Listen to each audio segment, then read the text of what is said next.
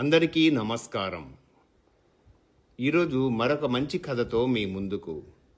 ఈ కథ ఒక ప్రాంతానికి సంబంధించింది. దాదాపుగా స్థల పురాణం లాంటిది. కథ పేరు అపూర్వ త్యాగం. అనంతపురం జిల్లాలో బుక్కరాయ సముద్రం అనే ఒక గ్రామం ఉన్నది. ఆ ఊరిలో గొప్ప చెరువు ఒకటి ఉన్నది. ఒక ఏడు వర్షాకాలం ఆ ప్రాంతంలో అతివృష్టిగా వానలు కురిశాయి.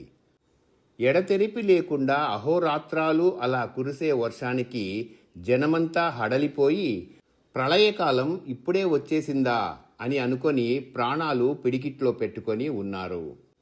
ఆ వర్షానికి గ్రామంలోని చెరువు నిండిపోయి గట్టుకు ఎగదాసింది. ఈ పరిస్థితి చూసి గ్రామస్తులు, అయ్యో దేవుడా, ఇంకేమున్నది, ఇంతవరకు వచ్చిన తర్వాత గండి వేయకుండా గట్టు నిలిచి ఉంటుందా? ఆ కాస్త పని జరిగిందో ఈ గ్రామమే కాదు, చుట్టుపక్కల ఎన్నో పల్లెలు గోవిందా అని మునిగిపోక తప్పదు.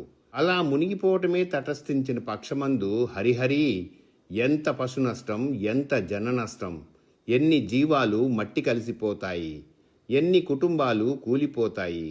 దేవుడు ఎందుకు ఇలా భీకర స్వరూపం దాల్చాడో, ఆ కారణంగా మరణించడానికి ఇంతమంది చేసుకున్న పాపం ఏమిటో అని పరిపరి విధాల యోచనలు చేయసాగారు. జనమంతా ఈ విధంగా హాహాకారాలెత్తిపోతూ ఉన్న సమయంలో ఒకనికి మైకం కమ్మి ఆ మైకంలో ఆకాశవాణి, ఓయే అబ్బాయి, మీ గ్రామంలో ఉండే ముసలమ్మ అనే ఆమెను బలి ఇచ్చినట్టయితే ఈ వర్షాలు వెంటనే ఆగిపోతాయి, ఆపద తొలగిపోతుంది అని పలికినట్టయిందట. కర్ణ కఠోరమైన ఈ మాట విన్న వాళ్ళందరకు ఒళ్ళు జల్లుమన్నది. ఏమి అంటే ముసలమ్మ అనగా వృద్ధురాలు కాదు, పడుచుదే. ఆమె పేరు మాత్రమే ముసలమ్మ. ఈ ముసలమ్మ మంచి ఇల్లాలు, రూపసి, అత్తమామల పట్ల వినయవతి, భర్త పట్ల అనుకూలవతి, పైగా ఉదారబుద్ధిగల వివేకవతి. ముసలమ్మ అంటే ఊళ్ళో అందరకూ ప్రాణమే. అంతగా అందరకూ ఇష్టురాలై తలలో నాలుకలాగా మసలుకొంటూ ఉన్న ముసలమ్మ బలి కావటమా? ఎవరు భరించగలరు ఇటువంటి మాట? అయితే ఊళ్ళో అందరూ కంగారు పడి తలొక విధంగా అనుకుంటున్నారు. కానీ ఈ మాట చెవిన పడినప్పుడు ముసలమ్మ మాత్రం ఏమీ కలత చెందలేదు. ఈ వార్త ఏమిటి, పిడుగులాగా వచ్చి పడిందే అని గ్రామస్తులు పెద్ద మర్రి కింద కూడి విచారిస్తూ ఉండగా ముసలమ్మ అక్కడికి వచ్చి, అయ్యా, ఎందుకలా విచారిస్తారు? పుట్టిన ప్రతి జీవుడు గిట్టక తప్పదు కదా. ఈ పరమసత్యాన్ని రోజూ మన కళ్ళతో మనం చూస్తూనే ఉన్నామే. అటువంటప్పుడు చావంటే ఎందుకు భయం? బ్రహ్మరాసిన ఆయుస్సు చెల్లిపోగానే మహారణ్యంలో దాక్కున్నప్పటికీ పాశం వేసి లాక్కుపోతాడు యమధర్మరాజు. కనుక పరమేశ్వరుని ఆజ్ఞ ఎప్పుడవుతుందా అని నిరీక్షిస్తూ అటువంటి తరుణం రాగానే, ఇదిగో మహానుభావ, నీ పాదాల చెంతకు వచ్చేస్తున్నా అని చెప్పి సంతోషంగా వెళ్ళిపోవడానికి సిద్ధపడి ఉండాలి. అంతేకాని ఒక లిప్త కూడా ఇక్కడ నిలవడానికి మన ఇష్టమా? ఇంతకు ఈ భూలోకం అనేది మరొక ఉత్తమ లోకానికి మనల్ని చేర్చే ఒక నావలాంటిది.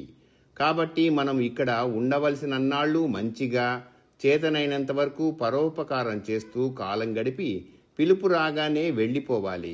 అదీ కాక ఎంతకాలం బ్రతికి ఉంటే తృప్తి తీరుతుంది? దీనికొక హద్దున్నదా?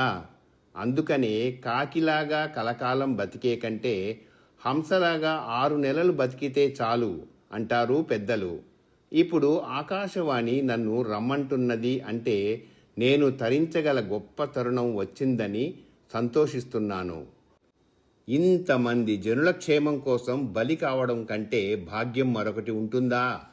ఈ అవకాశం నా పుణ్యం కొద్దీ కలిగింది, కానీ సామాన్యులకు లభిస్తుందా? ఇటువంటి మరణం కావాలంటే దొరికేదా? కనుక ఈ విషయంలో ఎవ్వరూ విచారింపకూడదు అంటూ చెప్పింది. నిర్భయంగా, నిర్విచారంగా, నిబ్బరంగా ఆ ముసలమ్మ చెప్పిన మాటలు విని పిన్నలు పెద్దలు నిర్ఘాంతపోయారు. ఈ వార్త క్రమంగా ప్రాకిపోయి ఆమె అత్తమామలకు తెలియగానే వారు, తల్లి, నీవు కేవలము భూదేవతవు కాని సామాన్యురాలవు కావు. నీవు లేకుండా నిమిషం కూడా మేము బతకలేము. కనుక నీవు పోవద్దు మా అమ్మ అంటూ ముసలమ్మను కౌగిలించుకొని ఏడవసాగారు. ఆమె భర్త అనేక విధాల బతిమలాడి కంటికి మింటికి ఏకధారగా ఏడ్చిపోయాడు. ఎవరేమి చెప్పినా ముసలమ్మ మనసు మారలేదు.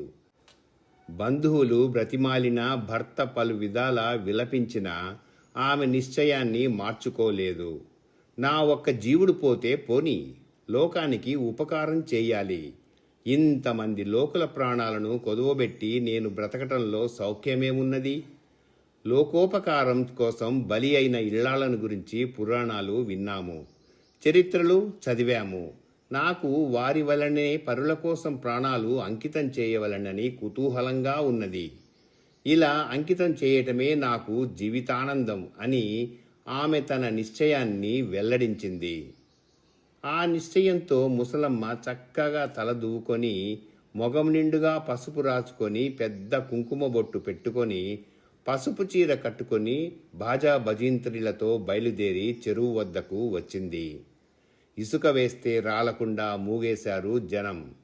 ఆకు అల్లాడినా వినబడుతోందన్నమాట. అంతటి నిశ్శబ్దం ఆవరించింది. ఆ చెరువు దగ్గర అందరి దృష్టి ఇప్పుడు మందహాసంతో నిలబడి ఉన్న ఆ ముసలమ్మపైనే ఉన్నది. ఈ అపూర్వమైన ఈ చిత్రమేమిటా అని ఆశ్చర్యంతో చూస్తూ ఉన్నారు.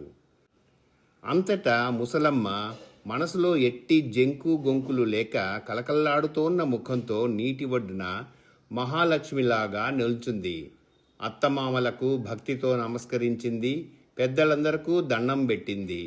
మగనికి తుదిసారి ప్రణమిల్లి సెలవు తీసుకుంటున్నానన్నది.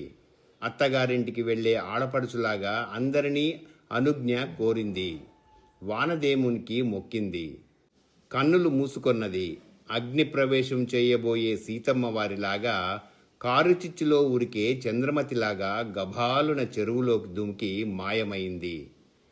ఆకాశవాణి చెప్పినట్టుగా ముసలమ్మ ప్రాణత్యాగం వల్ల ఆ 7 వర్షాలు నిలిచిపోయాయట.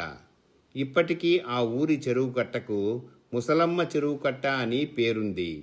బుక్కరాయ సముద్రం ప్రాంతంలోని వారంతా నేటికిన్ని ఆ ముసలమ్మను ఒక అమ్మవారిలాగా కొలిచి ఆరాధించి ఏటా పొంగళ్ళు, పిండి వంటలు చేసి ఆమెకు నైవేద్యం పెడతారు.